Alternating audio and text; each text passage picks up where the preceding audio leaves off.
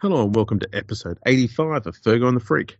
I'm that bloke from Rugby League Project, Andrew Ferguson. You can find me on Twitter at AndrewRLP. And joining me as always is the glorious League Freak. You can find on Twitter at League Freak. How you going there, mate? I've got a problem. Oh. I've got a really big problem. Right. Have you seen a doctor about it? Well, I don't know that doctors can fix this problem. I watch Rugby League and I enjoy the game. And I feel like I'm the only person in the media, because I'm starting to embrace that I'm part of the media now, but I feel like I'm the only person in the media that actually enjoys Rugby League anymore. This is a problem. Yeah. I feel like an outsider. The problem you got here, mate, is that this is something that is strongly linked with old age. Ah, okay. So you need to drink something that makes you youthful.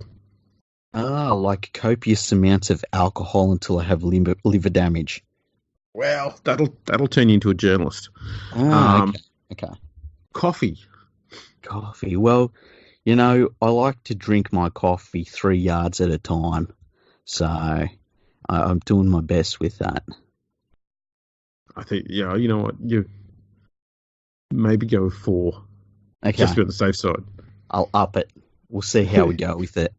Because I watch games and none of the commentators enjoy the game. And then I listen on the radio and none of the people on the radio are enjoying the game. And I'm just watching these games and I'm like, man, these are really good games. I feel like something's wrong with me. So, I feel like there's some sort of way to combat that. Then again, I did see some of the Rugby Union World Cup. I saw that on TV for about 30 seconds and it just made me love Rugby League so much. It's interesting that Phil Gould has gone from being a staunch Rugby League advocate to being a staunch Rugby League death rider. Mm. Yeah, and it's funny how that happened, like pretty much from the moment that he wasn't earning money directly from a club and it was just earning money directly from a media organisation. It's probably a coincidence, though, Well, I will say he has been doing this since last year. Like he started going off the rails when they had the refs crackdown last year on, clean up the ruck and stuff like that. Mm-hmm. He went troppo over that shit. Oh, they're killing the game. No. The sky's falling. Yep. And this is just an extension of that. The thing that's interesting is he was pretty keen and still is on this whole notion of getting rid of the wrestle in the ruck. And I agree. We need to get rid of that. The referees made an attempt to do that last year with that massive crackdown they had. Mm-hmm. And Phil Gould responded to that with saying, there's too many penalties. Only call the obvious ones. Yeah. And the obvious ones that he thinks are obvious. Yeah. And obviously when you start calling certain penalties, but not all of them, you are inviting inconsistency to creep into the refereeing and you're making their job harder. Yeah. But Todd Greenberg said, okay, you know what? Refs will now only call the obvious ones. They'll use the sin bin more often, though. And no one complained for, that week anyway. Yeah. It was really good, and then the referees were bad again, apparently. Yeah, because they started saying, oh, there's too many players being sin-binned. Yeah. Said, well, we've got to penalise them in some degree for the breaches of the rules that they make. If we can't blow a penalty and we can't sin-bin them, what the hell are we supposed to do? Yeah, and I actually heard, I think it was Paul Kent on Triple M today, and he made a really, really good point. And I almost swerved off the road. He was saying how, like, the referees, people bag the referees for giving players pretending to bin. But then it comes down to, well, they say, oh, let's not do the obvious penalties, and then let's give them 5 in the bin, and it just gets broken down, and it's just by people in the media. It's no one else wants it. But he was saying the tending to bin is supposed to be a deterrent. It's supposed to be something that is in the back of your mind if you're thinking of doing something so you don't do it.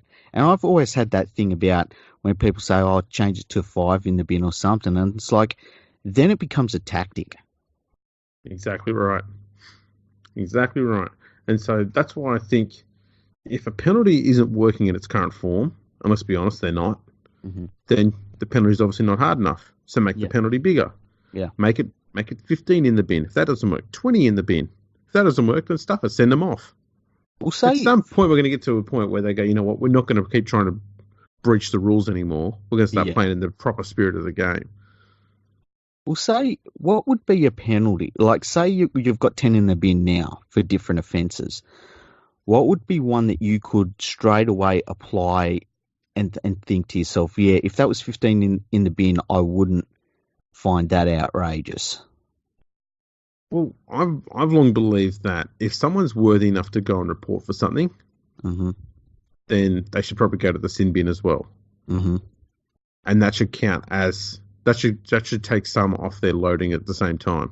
Yeah, maybe 20 points off their loading. Okay, because it's interesting you say that, because and we're going to talk about this incident with Cameron Smith just now, but with this Cameron Smith incident, when it happened, I was thinking like pretty straightforward, like it was just 10 in the bin, not an issue. And then, but I was thinking, with an incident like that, does the 10 he sent in the bin get taken into account when they look at how many points he is going to get? Because I think that in certain circumstances it should. If you've kind of already accepted some sort of penalty for what you've done on the field, and accepted's maybe the wrong word, but if you've had some sort of penalty already, some instances I think don't need an extra penalty on top of that. No, I agree with that. I'm not too sure if that happens or not. Yeah. But if it doesn't, it should. Like if a player gets sent off, I'm pretty sure it was kind of an unwritten rule that if you got sent off in a game, and it was, especially if it was in the first half of a game, that was kind of seen as 1 week of your suspension already served. Which I'm kind of okay with that. Yeah. And yeah, I don't know if it's included or not anymore. Because I think if you could actually say to someone, okay, you know what, if you get sent off, then that's going to be, let's say 80 points of loading that no longer goes in your account. Yeah. Okay, so if you get pinged with 150 points for an incident, you've already done 80, you've only got 70 going on your account, you don't get a week's suspension for it. You've already served that time in that game. And let's be honest, it's the game that matters the most, because that's the one where you did the infringement against... And the team that suffered from that gets the benefit of that player not being on the field for the rest of the game. Makes sense to me. Yeah, it does, I'd be happy enough with that. It might also mean that if they could bring that in that way, that it might see referees use the send-off more often. Which means they can use the sin bin more often. I think it could be a way of cracking down on a lot of these shitty little acts that go on. Or acts that infringe on the play pretty severely. They could crack down on harder than just issuing out a penalty. Yeah. See, it makes me wonder, surely because a game, the way the points go, a game is 100 points, surely they could work out what 1/8 of 100 points is. I'm sure somebody out there's like, oh, this idiot doesn't know. There you go, see? 16. That's why I work with a statistician, just to do my math. I was 12. There you go. I was a bit out. 12. Ah, there we go. You're fired. I'm fired. Pack all your stuff. You're fired. That's okay. It's always ticking in the box, just waiting for me to get fired again. Oh, shit. But yeah, it's interesting. So anyway, it brings us into talk of this game that we watched, because this is going to be a little bit of a review of the Storm's 32-0 victory over the Parramatta Eels at Amy Park in front of 21,015 people. Can I say, we did kind of call this. Like we said, it was either going to be a very close game that Parramatta might win. Not that we had any confidence of that, but we did expect that Melbourne would turn up and turn the screws here and put on a clinical display. And they did just that. And they did it for exactly 80 minutes, which is just crazy. Yeah. It wasn't even as though the Eels were catastrophically bad. the Storm just refused to allow them to play any part in this football game. Yeah, it was as we mentioned, it was like that game against Manly a few weeks ago. Mm-hmm. Mm-hmm. And in that case, Manly wasn't playing that badly either. They were just strangled out of the match. Yeah, and you actually brought that up when we were doing the preview. You were like, you kind of expected it to go more that way. And yeah, really good comparison. It's hard to talk about this game because the Storm were absolutely clinical. The Eels, I think there were a few players that were a little bit disappointing. I thought that Mitchell Moses was very quiet. I thought Gutherson wasn't very good and like he tried, but I don't think he was that good. I think Sevo, he had a few brain explosions. Yeah, I mean, the shoulder charge penalty that went against him, like, to be honest, I had no problems with it at all. It's like if he had wrapped his arm around half decently, it would have just been a good tackle. So it wasn't like he did anything bad. But I felt as though once I watched that game and I sort of saw the way Sevo reacted to the contest, and you've got to keep in mind he was playing out across from, a Fijian test winger and one of the best wingers in the game. I felt as though maybe Sevo would have been good if Parramatta very early in the week said, no one's talking to him, go away, he's not available, and just kept him chilled rather than allowing the hype and stuff to get through to him, Well, this is a crazy thing, and I don't know if you noticed or not, but the media were going crazy over Parramatta leading into that game. Mm-hmm. Like, you looked in the newspapers, you looked on the NRL website, they were talking up Parramatta. All these great stories about Parramatta. Oh, the Parramatta is Parramatta. This is why they can win, blah, blah, blah, blah. Mm-hmm. I went,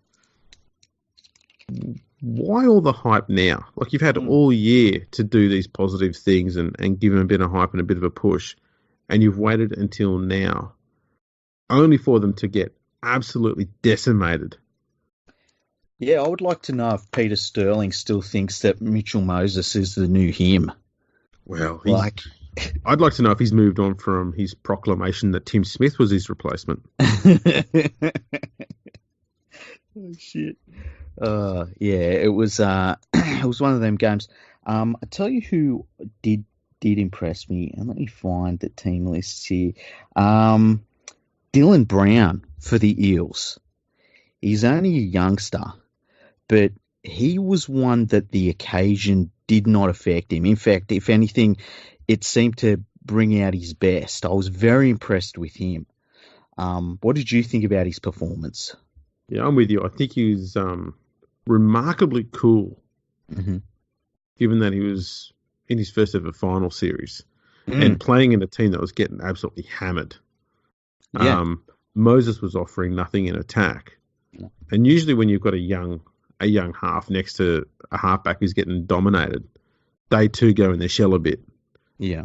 And we saw it in the first two seasons at Penrith there when Cleary's partner would go struggling, usually Maloney, I think it was. Cleary would go a bit quiet as well. Mm-hmm. That changed a bit this year, but Dylan Brown, he doesn't look overawed by the occasion. Yeah, and that's one of the things when you see a young player like that, and he's in a hostile environment. It was the worst conditions for Parramatta to be playing the Storm in, and he just comfortable's the wrong word. He grew in the moment, and to me, that's like it. When I see that, I'm like, man, keep an eye on this one. I tell you, another player I thought played well for Parramatta was Reid Mahoney. I thought he played really well considering. And that really, I mean, there were some pretty average performers in this Parramatta team, but those two youngsters really stood out for me. Yeah, and Mahoney was quite solid, especially coming up against Cameron Smith. Which, I mean, I suppose we should get into that one incident. Yeah. Well, it reminded me of, have you ever seen that video, How Can She Slap? Nope. Okay. I'll show it to you after. All right. So, that's good. So, look, it was an interesting thing. So, Cameron Smith kicked the ball downfield, and at the same time, Mooney came along and just wrapped his arms around him as any tackle goes on, and then fallen over because Smith was unbalanced, and Mooney's held onto his jumper for I don't know, 5 or 6 seconds, I guess, as Cameron Smith's trying to get to his feet. So Cameron Smith swats his arm away, or tries to the first time, hits it the second time, and then smacks him open-handed, looked like fair in the forehead. Yeah, but it was the camera angle. It was either the forehead or the top of the head or the chin. Either way, it was his head. Yeah, it was all head. The fucking camera angle. Camera angle. Jeez. I agree. It was the camera angle. It was pointed at the incident so you could see it. Yeah, every angle showed it. Yeah. And there was a referee standing within a metre of the incident. There. Like Smith could have literally smacked Mahoney and then smacked the ref. He was so close. Yeah, if he had a bigger follow through with his slap swing, he would have hit the referee at the same time. Some of the arguments I've seen people saying is, he should be allowed to slap at him to get someone to let go of his jumper. And my argument was, how long do you think Mahoney was going to hang on to his jumper for? Because all these people are saying that, he was keeping Smith out of the play, but at the same time, they seem to forget that Mahoney wasn't in the play either. Well, I tell you what, there was this. It reminded me, right? Because you see people say, it's just a slap, right? And from memory, years and years and years ago, there was this fighting championship called Pancrase Fighting, where you weren't allowed to use closed fists, right? You had to use, you could slap, but there were no closed fists allowed. And so there was this fighter, and he went on to become a UFC champion called Baz Rutten. And he was like, well, that's fine. And he started beating the fuck out of people with open hand, like basically open hand punches. And so whenever people say, a slap, it's just a slap, I think like, if you allow slaps to happen, you watch these Baz Rutten sort of bombs start being thrown with open hands. It'll be hilarious. Exactly right. And look, the rule is clear that striking is not allowed. Yep. And the rule also states that there is referee discretion on how they penalise it. They can either issue a penalty, a sin bin, a send-off. Mm-hmm. Now, a few years ago, I think it might have been 2016, 2017, the NRL came out and said we would just kind of urge or encourage the referees to sin bin players if they suspect someone's hit someone else in the face with an open hand or with a closed fist. Mm-hmm. Either or, treat them all the same. So that's the rule. That's the way it is. I've had people trying to argue that it's just a guideline. I'm going, no. The rule is clear. Cameron Smith did break the rule, and it would also remind me of a comment that Wayne Bennett made in his press conference, and that was about Cody Walker, because he got suspended for an open hand hit to the face as well in that game. Yeah, and Wayne Bennett said, if you're going to put yourself in a position where you're going to sail close to the wind, then you need to be prepared to cop the consequences, whatever they may be. He wasn't defending Cody Walker. No, and Cody Walker didn't defend himself either in the post-match. And this is the thing is, Wayne Bennett said, I didn't see the incident, but if what happened has happened and he hit him, then I got no problem with it. That's the rules. I mean, he's not even blown up about it. And I don't even think... like Craig Bellamy didn't have a massive blow up over it either. No. He said when they asked him about it, he just said, I was just pretty happy with the boys and how they hold on in that period. Yeah, and like Cameron Smith after the game too, he was like, he got me. And he's talking about Mahoney, like, dragging him into the penalty. So that he did that. He said, I lost my head and he got me one. He got me a good one. So it was very straightforward. It was a sin binning, and it was another really. How good were the referees? The referees this weekend were absolutely. I mean, they were about as close to perfect as you can get. Yeah, I had no drama with them. If there was any issues with any decisions they made, they were minor. Yeah, You know, really I had impressed. people saying, "Oh, there should have been one incident where someone should have been sin binned, but they weren't." I'm going, "You're calling up one wrong decision against four good ones." Mm. If a referee's going to get 80% of their calls right, I'm pretty happy with that. Yeah, I'll take that all day because I tell you what, the players make way more mistakes than that. Yes, they do. So next week we've got, this weekend, we've got Canberra taking on Manly? No, South. Souths, yeah, in Canberra taking Canberra on South, and the Roosters playing Melbourne.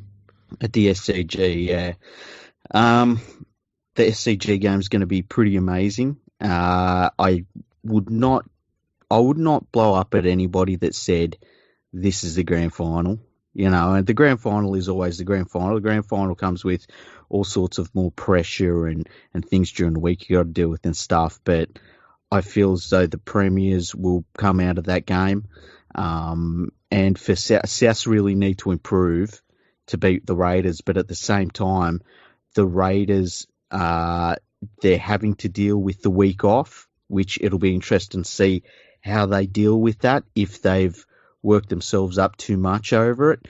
And then they've got to shake the choker tag for me before I'm still waiting for them to choke, you know? That's the main thing, is that can we all remember the last time when Canberra won in week 3 of the finals? 1994.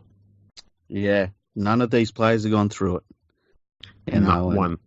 And I think, and I was talking about it today on the radio, if it's teams like the Storm, the Rabbitohs even, the Roosters, the week off, I think you've got to do it before you can get comfortable with it and before you know how to handle it. I think if it's the first time you've done it, I don't think you really know how to handle it. And you can have a coaching staff and all that that's been through it before, but I worry almost like a state of origin game with some youngsters where they'll say, and we've heard great players say this, where they're like, you know, you got the 10 days off, and I thought about it, and when I got to the game, I was absolutely exhausted because I'd played this game 100 times in my head. And I worry about that with teams that haven't done that before, especially this Raiders team, who in the past we have seen them choke in the finals, and it's going to be interesting to see what happens with Souths. Souths need to improve way, way, way out of sight to beat the Raiders, I think, but you know, if Souths come out and played the way they did against the Roosters in the final round of the NRL season, it's going to be an absolutely brilliant game. Absolutely. There is a stat, I should say, that Canberra will be happy to hear. Yeah. 9 of the last 10 premiers had the week off in week 2. Oh, wow. That's pretty telling. That is. The other thing too is we've seen actually in the last decade as well, quite a lot of droughts broken. Yeah, we have. We had South break their 40-odd year drought. We had Cowboys win their first premiership. We had the Sharks break their drought. It's not very often you get 3 big droughts like that done in the same decade. Yeah. So there's those little things which are on Canberra's side. One thing that's going to get them over the last decade is no team outside the top 3 has won the premiership in the last 10 years. Oh wow! I didn't know it was the top 3. That's interesting. You know what? I feel as though South Sydney were lucky to finish where they finished. I thought they kind of come home with a very wet sail. So they did. You know, and something that happened too, which you mentioned in the previews, was those South edges being targeted, and you can bet your bottom dollar Canberra's going to go after him hard. Well, Roberts was terrible, and so was Gagai. Yep. And they're going to need a big, big change in how they play. I think that I wouldn't be shocked if Bennett change things around a little bit, Roberts has been a real bad buy for them. Yeah, I don't know what they do with him. Mm. No idea what they do with him. Gagai, you've at least got the freedom of putting Gagai on the wing, and he'll be fine there because he's done that more often than not. And as we've both said, he's a better winger than he's a centre. So, what about just on centres? Will Chambers, he come off the bench for the Melbourne Storm, and he come off the bench late, and he replaced Vunivalu, which to me was almost that's almost we'll give you one last run for the club sort of thing, I can't see them being able to carry Will Chambers on the bench, and I think that I like the way that Scott and Olam played on the weekend. I think Chambers, I've got to drop him. Yeah, Scott is so much better. Mm. And Chambers has been hanging on for about 2 seasons now. Mm-hmm. So, yeah, I know I've said it before too. I wouldn't be surprised if Melbourne said it's been real good having you on here, Will, but business is business. Yeah, and there's a lot of clubs I would say, they're not going to drop him, but I feel as though the Storm would be one of those clubs that would be like, man, we're sorry, but we're trying to win a premiership here. And to Will Chambers' credit, I think he would be really upset. I think he'd be filthy at it, but I think he would understand that that's how it's got to be, because I just can't carry him on the bench against the Roosters. Do you think if he got on the open market, the Broncos would take him? Ooh, if he was on the right money for a season, he might be a good stopgap measure. I think, especially for a young team like the Broncos, I wouldn't have him at, say, the Titans because, you're just burning a season on Will Chambers. But I think that his experience might be handy for the Broncos. But it'd only be one season and it'd be for not much money. Yeah, I think he'd be handy at the Broncos for 1-2 seasons at a stretch. Same reason. They need some experience and they need it in the backs, especially if they're going to be getting rid of Boyd and a few others there as well. I wouldn't even be... if they said, look, we're getting Will Chambers for a year or two and he's the captain next year, I'd be like, yeah, that kind of makes sense. Well, there was a suggestion from Daily Telegraph. I can't remember which writer it was. Don't really care. Who suggested that Matt Lodge was one of the front runners to become captain next year. And I think, in my mind, that was put out there purely as a way to get clicks and links and chatter going on the article and not actual fact. But if that's actually been considered, Seabold is off his fucking nut. Yeah, and if he does end up being a captain, they deserve him as the captain. That would be disgusting. And the fact that he's playing at the club shows you that there's plenty of excuses being made there for him. Because I was just about to say you'd hope that someone at the club would have more sense than to do that, but he's playing for them, so fuck. What can you say? That would be gross, though, wouldn't it?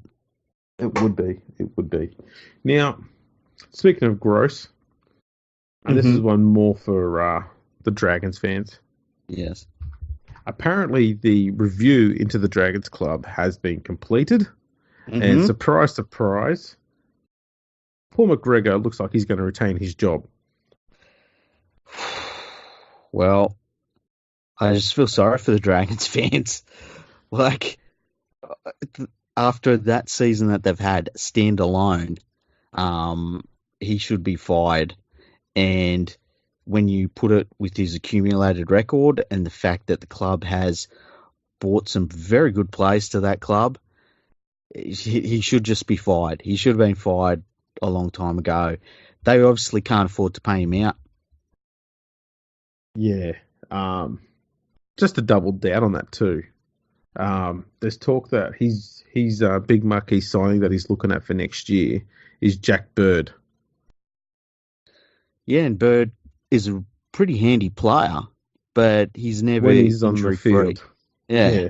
So, and the last thing that they need is somebody that's just injured all the time, and they're hoping that he comes back in. And I mean, and Widdop wasn't the same sort of player. Widdop was very unlucky with injuries, but just look at what it's like when you have a marquee player that doesn't play for large stretches of the season. It's devastating. Exactly. And so, yeah, Bird would be terrible. I was calling their reserve grade team, Canterbury Cup team, and I've called their Canterbury Cup team a few times. Stephen Masters, centre for the Canterbury Cup side for the Dragons. Very, very good centre. I cannot believe he didn't get a whole season in first grade. He's dominated at Canterbury Cup level. One of those players that there's like a few of them that I've watched them play, and it's like, oh, this is a first grader. He's one of the best of them, and he's going to South Sydney next year, unfortunately. So they've lost him, and it makes me wonder how that is even possible. Oh, no idea. The thing that's crazy about this, and we were chatting about this before we started, the board is expecting a fan backlash, but there was nowhere else to go for them once Shane Flanagan was ruled out of a head coaching position until 2022. And so this made it clear that the club were always going to keep McGregor because they said, okay, we're going to line up a replacement for you, knowing full well that he's currently banned and can't replace you. So you're safe, Paul. But we'll make it out to try and keep the fans on side and keep them happy. We'll make it out like we're trying to replace you. And we'll get Shane to see if we can go and get his ban lifted and stuff like that. But we know full well it's not going to happen. But it looks like that us, the board, are on the fans' side. That'll keep the fans happy. And we'll just say, Paul, you're on watch now. But at the end of the day, if they didn't get rid of him after this season, then he'll have probably 2 or 3 good wins at the start of next year, and they go, oh, we might as well resign him for another 2 more years. Chuck that on top. Yes, oh, jeez. I mean, it's the most weak-kneed, spineless board that there is. And the fact that they were looking at Shane Flanagan as a replacement coach when there's other options available. Why only put all your baskets in the Flanagan basket? There's Jeff Tuvey out there. There's Anthony Griffin out there. There's bloody Neil Henry out there. There are options if you want them. But the club's just gone, no, we don't want them. We just want to go and sort of sidle up to this one who we know is not going to get the gig to make it look as if we're doing something productive even though we're not. Like if the answers are, well, let's either go with the guy that's been a failure for the last few years for us or the guy that's not even allowed to coach, the question is the wrong thing. They're asking the wrong question. Like, exactly what the hell, man? Like they could ring up Jeff Tuvey tomorrow and say, Jeff, we can't offer you much money, and he'd bite their arm off. He'd probably walk in the door and say, I've been waiting outside the door this whole time. I was just waiting for my phone to ring. Unbelievable. And I just think that it really is like, I know what it's like to be in a position where your club is under the control of somebody that is just completely out of their depth and is not a first grade coach, and it is absolutely terrible. So I know how Dragons feel, but the problem is that there's no light at the end of the tunnel for them right now, and that's got to be really heartbreaking.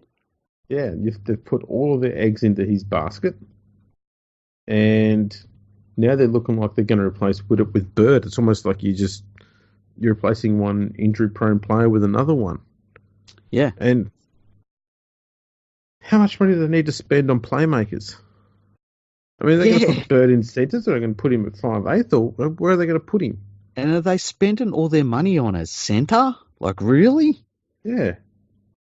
It just, it just doesn't seem smart. It seems like, what, it feels like there's a lot of decisions that are made at the Dragons that are made with the idea of just saving jobs. Look, it's also about getting players who have been with the club before back there, because that's Jack Bird was a Dragons junior, but they didn't want him at the time. They didn't fight hard enough for his signature when he was a junior, and the Sharks got him. Now all of a sudden he's established himself. He's played a bit of Origin. He's won a premiership. Let's try and get him back now. Sure, he's a bit injury prone. We might probably get him on the cheap. I bet they don't. The fact that they were looking at the only options to replace McGregor was a former St George player in Shane Flanagan. Mm-hmm. I'm surprised they didn't have another crack at Nathan Brown given he was available. Yeah, I was half expecting that, hey? Or even, yeah. And we joked about it, but even Trent Barrett. Yeah. I'm surprised they weren't in the discussion because that's all this board does is they are so weak-willed and so scared to have a crack at something outside the club again, despite the fact that the last time they did it, they actually won a fucking premiership. They won't do it again. The thing is, too, like, it's not like, I could understand the Raiders being like, no, we're getting a former Raider person, right? Because there's been some great coaches at the Raiders. There's that almost that line, and that Tim Sheen's line sort of thing, where it's like Ricky Stewart. Like, I can get that sort of thing, where you've got that line back to great coaches, but that's never been the case at the Dragons. No. They've only had one great coach, and they brought him in from Brisbane. And they've been nothing like it ever since they got rid of him. Yeah, it's very strange, and I don't understand those traditions or whatever, especially when they're bad ones. So it's just boys' club mentality. It's stupid. It's bullshit. And find me a club where that's actually worked. The West Tigers went through it for years. It never worked. Yeah, it never ever works. Anytime a club feels as though they're that special thing, we do it different here because we're special. Nah, you don't. Like, it just doesn't work like that. Like Newcastle has gone through that so many times where they're like, oh yeah, but we're Newcastle, we're different. And look how terrible Newcastle's been for so long. There's another place they've done that sort of. I mean, I think Brisbane's kind of doing that now with Seabolt, where they're like, oh yeah, he's one of our guys, and he's a younger coach, and we're paying him heaps of money, and he's going to be here for 20 years because that's how we do it in Brisbane, and all the players want to come and play for us, and that's just not how it works. Yeah, it's not going to work out at all, and wish clubs would get better at that. It's the thing that gets me too is, okay, I'm not a Dragons fan at all, but I hate seeing really top quality squads playing like crap, especially when the players are busting their ass. And those Dragons players are busting their backsides and playing like dog shit because the game plans they've got there are just woeful. Yeah, they're garbage. And the other thing is too, like the Dragons have a whole heap of players I really like watching. And when the Dragons are going good, there's like an electricity about when the Dragons are one of the better teams in the competition. It's like, seeing that Red V running out and with big crowds, and it's the pointy end of the season. To me, there's something about that I just love. I mean, can you imagine seeing the Dragons playing South Sydney in the grand final? Like, would there be anything better than that? That would be incredible. And so I don't like seeing a big club like the Dragons. And I think they're probably the biggest club in Sydney overall. I just don't like seeing them just wasting away for mismanagement. Yeah. It's atrocious. We feel your pain, Dragons fans. Yeah, it's very sad. I just, I mean, I'd love to know how their season tickets sell this year, this off-season, going into next year, and it's going to be interesting to see what their crowds are like. I wouldn't be shocked if Dragons fans are at the point now where they're like, no, we're making a stand and we're just not paying any more money into this. Yeah. Now, we'll move on to this last story. We'll call this the deja vu section. Okay. Phil Rothfield has written an article with a title, Referees Look More and More Likely to Blow It in the NRL Finals. Now, we've only seen this in the last, 10 probably State of Origin series, and the last 10, probably final series where, Yeah. oh, the referees are going to ruin Origin because of this penalty crackdown, or the referees are going to do this, they're going to do that, and going, no, they're going to do their job. And you should do yours and stop bitching about fucking referees and go and report on something, you lazy bastard. I'm sick of it. Yeah, right on the game. Write about something about the game. How about that? Yeah, what happens in the game? Yeah. Do some analysis. How about writing that shit on the weekend when the referees were so damn good? Yeah, give them praise when they deserve it. Yeah. Phil. I'm sick of having to come out and constantly complain about this ref bashing bullshit that goes on all the time, because it's entirely agenda driven, and it's just you know what, it's lazy, and it really is bullshit. Like, if the referees really stuff up, you and me will be the first person to say, hey, look, they got that wrong. They got that really wrong. Or if there's a game they really ruin, like, I'll be the first person to say, man, that referee ruined that game. But, you know, they've been fantastic. They've been really, really... This week, I think the refereeing for the 2 games that we watched was just exemplary. Yeah, I've got no beef with how they've officiated the finals, the Origin, pretty much of the year. The only criticism I've got of the referees comes from last year when, and it wasn't their doing, it was the NRL, forced them to abandon the crackdown they were doing, because that crackdown was starting to work. Yeah. It was starting to bear fruit. Then all of a sudden, pretty much Rothfield and Phil Gould led this massive chorus of whinging old dinosaurs, bitching and moaning about all the penalties in the game. The same dinosaurs who bitched and moaned about all the wrestling in the game and all the slowing down that's going on in the ruck. They were too dumb to realise that what the referees are doing with these penalties was trying to clear that shit up. Oh, there's too many penalties. This game's a farce. And then Phil Gould coming out saying, oh, I could fix the referees in 15 minutes for free. It's just posturing. If you're going to do it for free, Phil, write an article in one of the newspaper columns you've got and point out your whole thing there.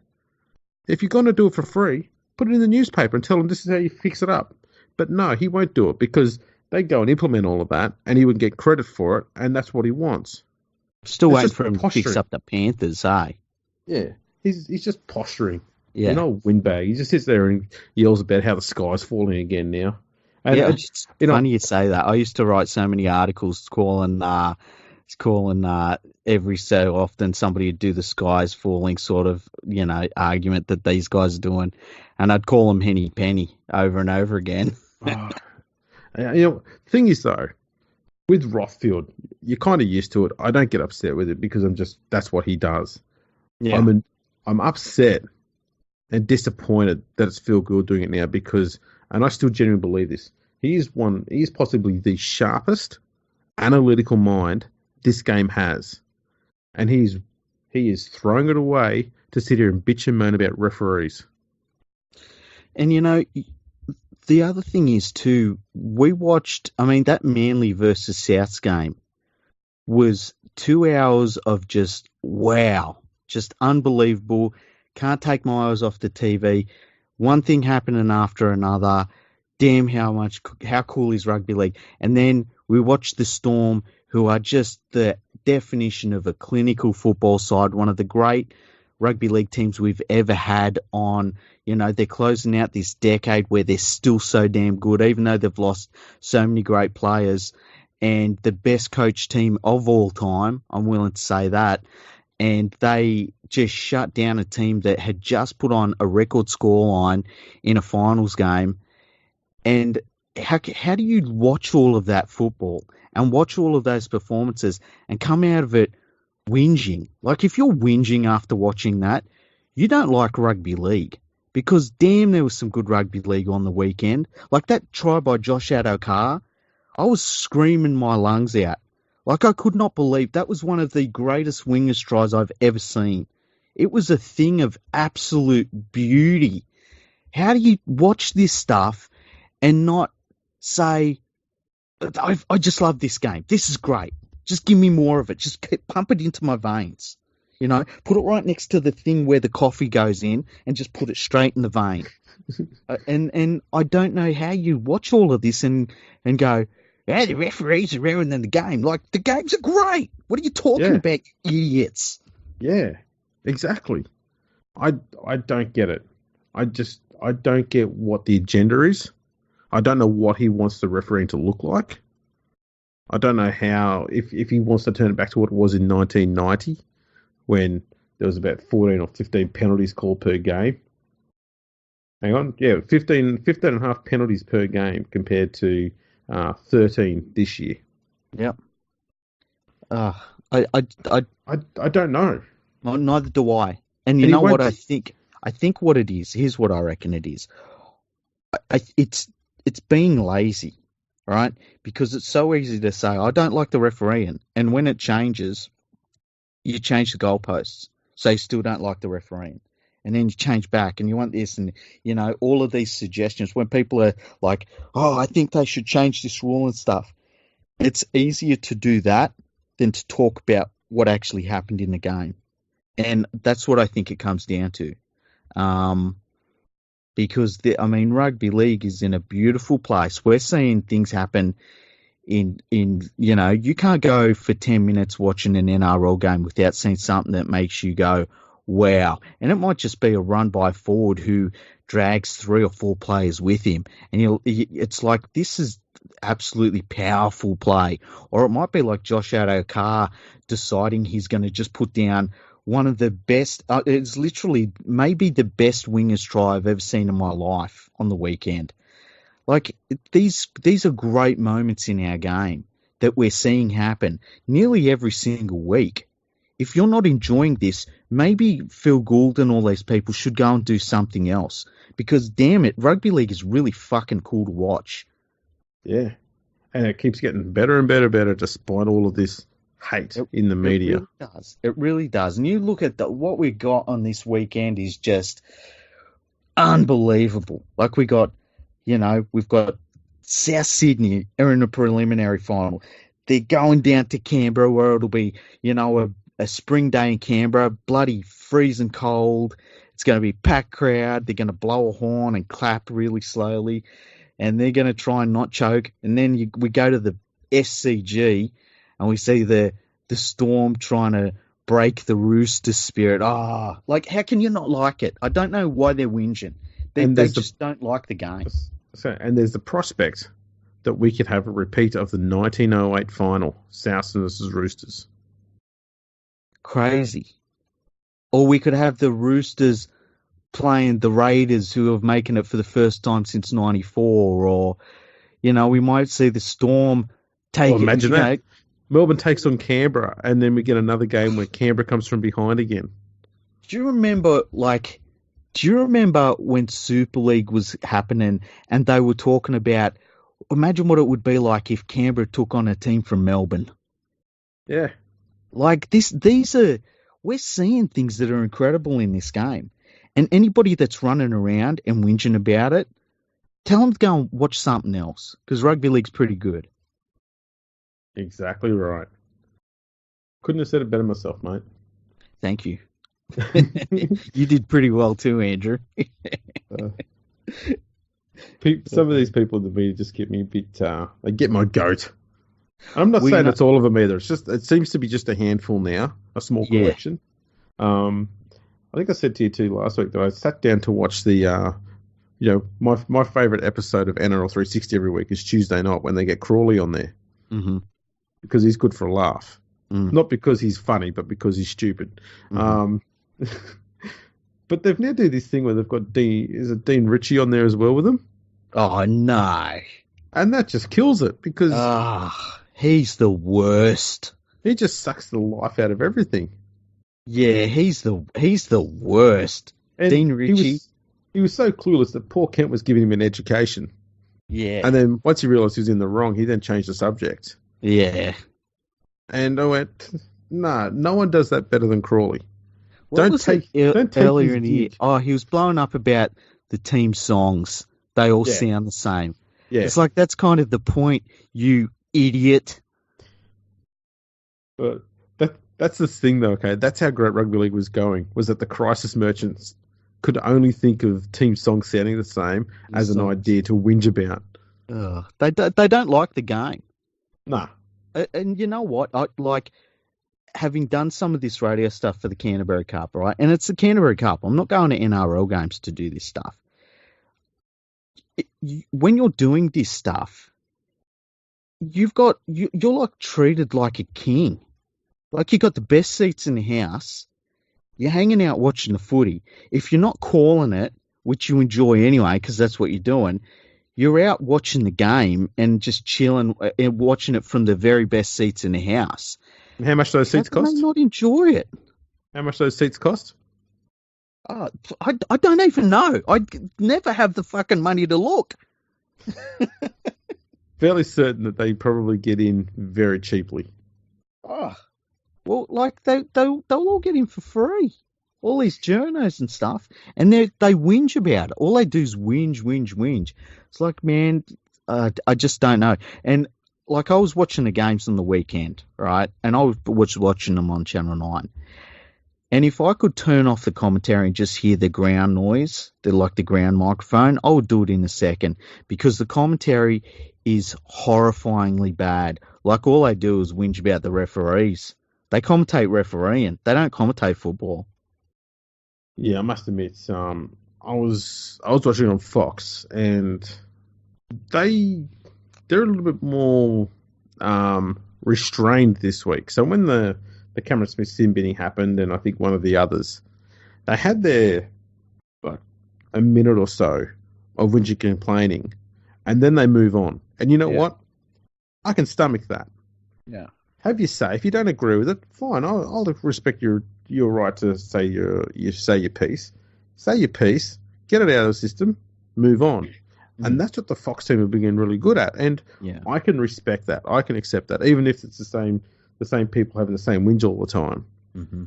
If it's only when something happens that instigates it, then fine. I'm happy with that. But having one incident and then having the commentators bitch and moan about it for the next half hour, that doesn't make for good TV. No. That's torture for the listener and the viewers at home. I don't know why they think that's a great idea. Someone should be shown to feel good there, right? After he's spoken for a minute about the sin bin, wrap it up. Move on. Yeah. Because the game has. And the game moves on and great stuff's happening, and they're still whinging about stuff that happened 10 minutes ago. Yeah, stuck in the past, oddly enough. Exactly. So, that's the week before. Oh, we've also got the big announcement out of West Tigers territory. Oh, yeah, we did lose some good news for the end. Yeah. That is... Benji Marshall has agreed to play on for next year, just on a 1-year deal. Mm-hmm. He hasn't stated whether it'll be his last year or not. Mm-hmm. He's just stated this will be, this is how it's going to go from here on in, I guess. It's just going to be 1 year deals. But I personally don't see him going beyond next year.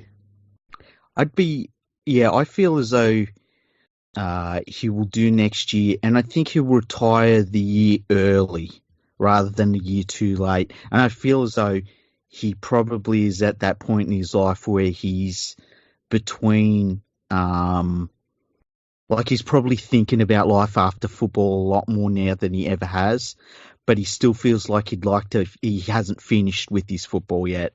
And I think by the end of next year, he'll probably still be playing really well. I think if it was just football-wise, he's probably got another 2 years in him for sure, but I think that he'll be ready at the end of next year for other stuff in life. And I'm so happy because Benji Marshall, he's one of my favourite players of all time. He's an absolute legend.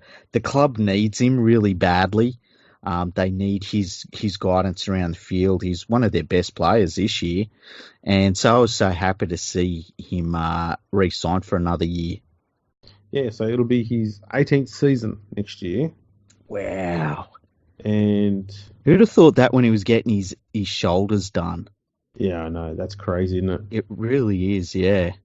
To think that he's... Have a quick look at his stats here. He'll be 35... He'll be 35 next year. Hmm. There's talk he's actually going to be picked in the Kiwi squad at the end of the year as well. So, Well, I'll tell you what, if him and Foreign are in the halves, like, damn. yeah. I mean, I'd have him ahead. I'd have Benji ahead of Johnson, easy. So the good news here is it means that Benji will get to play his 250th game for the Tigers next year. Hmm. So he's got 9 games to go to get there. Hmm. And you'd have to wind the clock back a bit, but he's 9 tries away from 100 for his career. Ooh. He hasn't done 9 in a season since 2011. Okay. So he'd have to, yeah. He'd have push it a to. bit.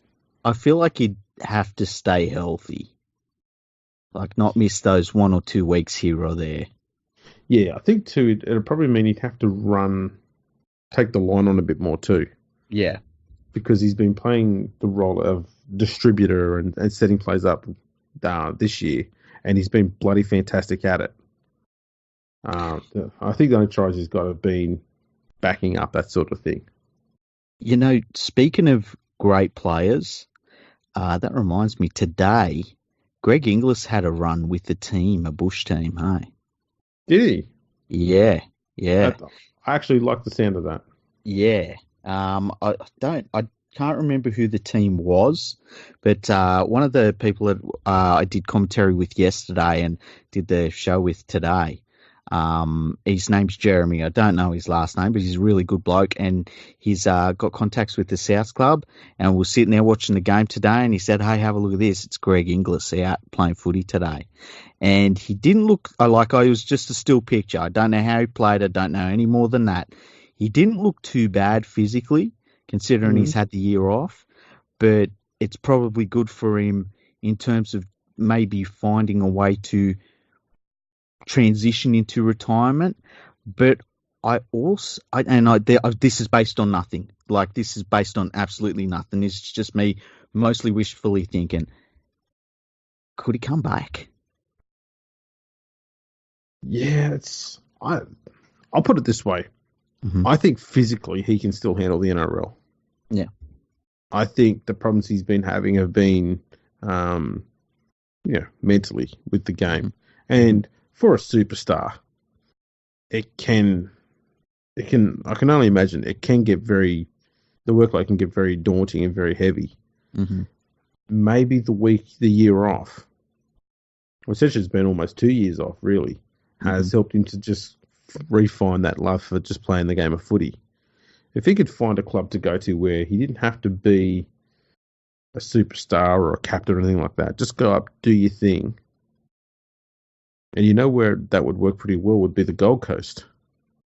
See, I say this with every player. Storm. I know. Go to the Storm. I know. I just think he could go to the Titans. Yeah. He wouldn't go there as a flop because he never has been. He goes there and he plays to win, and he's an absolute match winner. There's no doubt about it. Yeah. And Mal could protect him in the media. Yeah. They're very tight. He could just say, you know what? Greg's not going to do much media at all this year. He just wants to come here, play footy. That's it. Do his bit. That's all he wants to do. Just leave him with that. Take pressure on him. Don't give him the captaincy or vice captaincy. Don't even put him in the leadership group.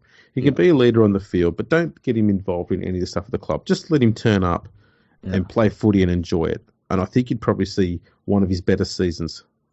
What if he went to the not the Gold Coast, the North Queensland Cowboys? Just on the wing. I think they probably want a bit more from him, though, if he went there. You reckon? Yeah. Because, see, the Cowboys are a team who, at the moment, would look at this season and go, we've underachieved again. And so if they were to get someone like Greg Inglis, they'd say, right, we need you to perform because we need to be in the finals. Whereas the Titans, they're at rock bottom. Yeah. So they're in this phase where they're not trying to build a team to get straight back into the finals. They need to get themselves successful and competitive again. So Inglis for 1 or 2 seasons there, could be enough to draw some really elite players to the club Mm-hmm. as they transition out of his time there. And he'd be up there near where his family is as well, because he's from up that way, isn't he? Yeah. Well, he's from New South Wales, but, Gold Coast, Yeah. It's not that far over the border. Yeah. So I just think it would be a really good fit for him, especially if he was just able to, concentrate on playing footy. I think it'll work well. You know That's what? just me.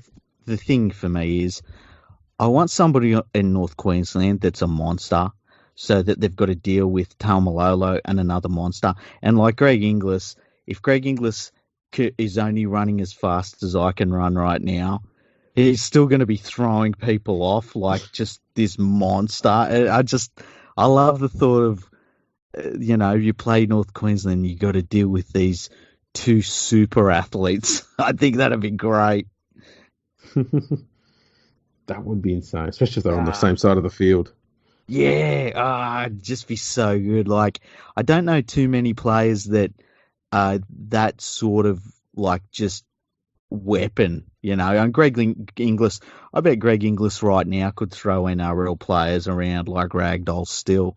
But I love the idea of like, that's why I was talking the other day about what would it be like if you had like, Red Radra went to the North Queensland Cowboys, or Sevo went there, and you deal with one super athlete, and then you got Taumalolo running off the back of that.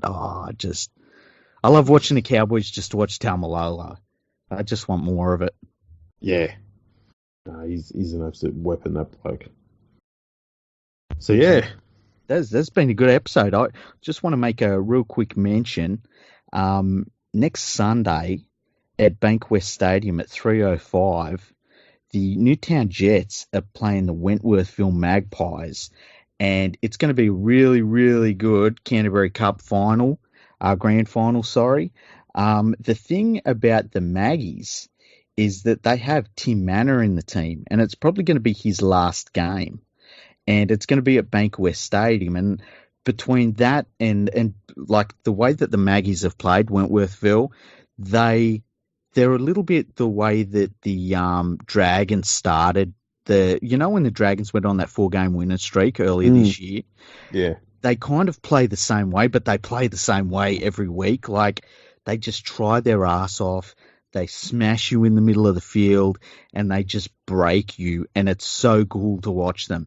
And them coming up against the Jets, who have a really, really strong supporter base. I mean, I was at Cogra today, and I dare say that the Jets fans outnumbered the Dragons fans, which was kind of a shock. There could be a really, really good crowd there. Bankwest Stadium is fantastic to go to. So if you've got any interest in just going out and watching a game of footy, and you want to see Bankwest, do it on Sunday. Game kicks off at 3:05. I think there's some other junior games before that as well.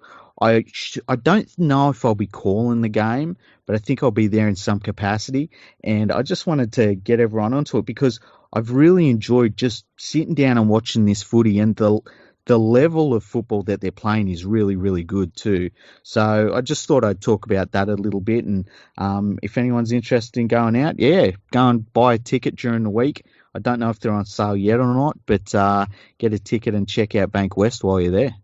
Furthermore, Manor's been playing pretty bloody well too in the last few weeks. He really has. It's been good seeing him get back to that form where he's just a genuine handful running through the middle. It's not like he's playing against, complete second-rate players either. There's a lot of first-grade players in those sides. Like, I think he was up against George Burgess this weekend, wasn't he?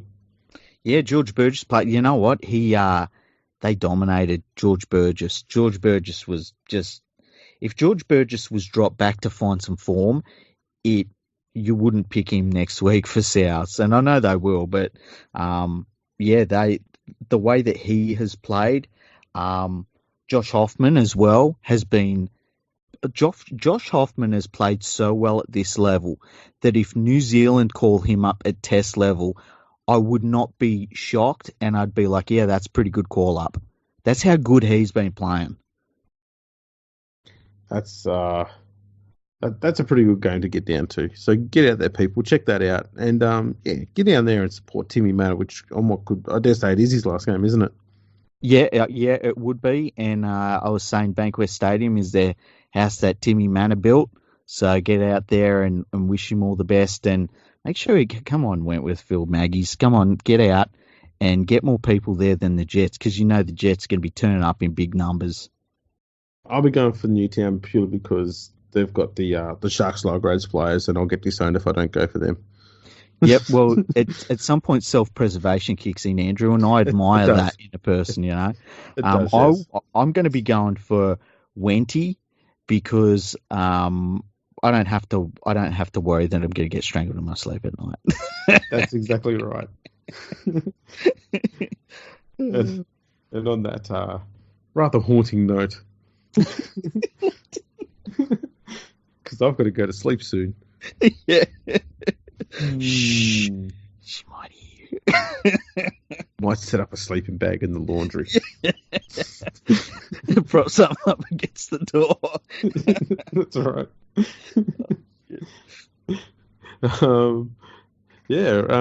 We'll have another episode out soon. So until then, we'll catch us later. Yes. And that's it. Goodbye.